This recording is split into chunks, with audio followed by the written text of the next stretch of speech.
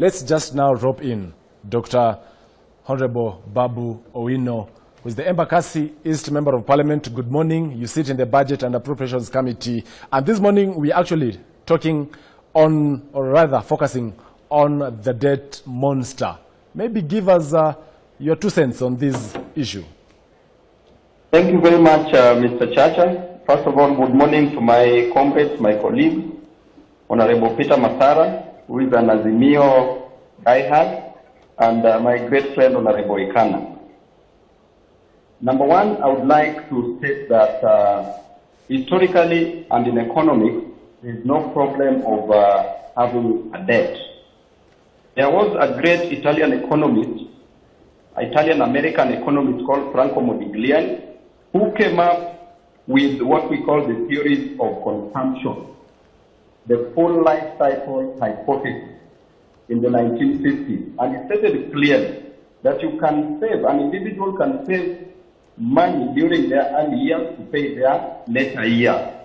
Therefore, there is no problem in borrowing because you can borrow to pay later. But the problem that we experience in Kenya is the type of borrowing where we borrow to steal, we borrow to defraud, we borrow to pilfer, we borrow to misappropriate. The greatest problems we have in Kenya are only two. Borrowing is not a problem, but we borrow for corruption. Number two, patrimonialism, where there is entitlement. An incompetent president appointing incompetent cabinet secretaries who have entitlement that they must be rewarded.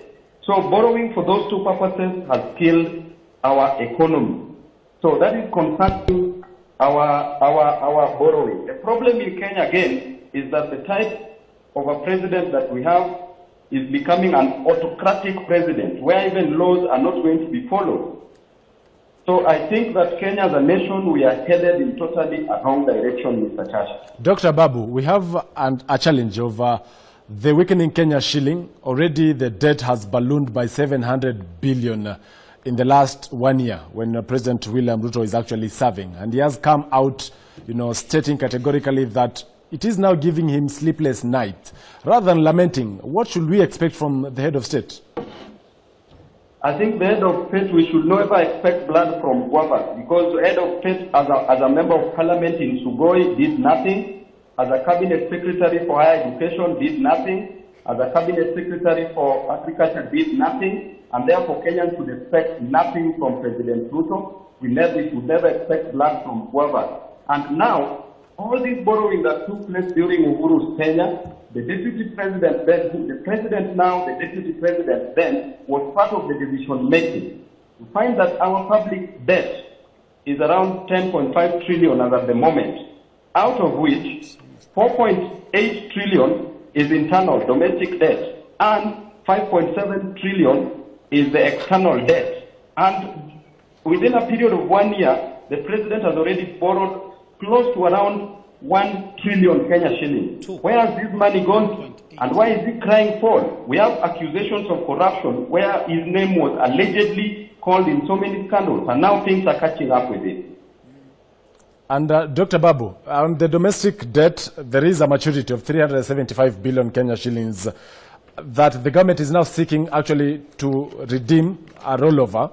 But the banks are adamant that they want their money now. What situation are we likely? Are we likely to see even Kenyans lose their money in banks that are in form of savings?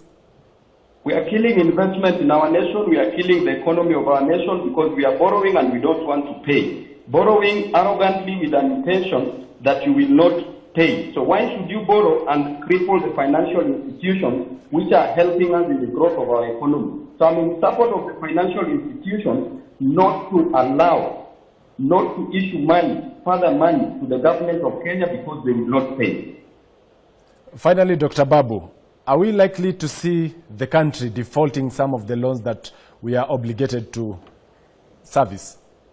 Already we are not paying loans. Already as things are, the president said sometime last year that by the start of this year, he's already well equipped with some money to pay the loan. This year he said that he's not ready to pay the loans. So as I said earlier, never expect blood from guava. Thank you so much, Dr. Babu Owino, who is the Embakasi East Member of Parliament.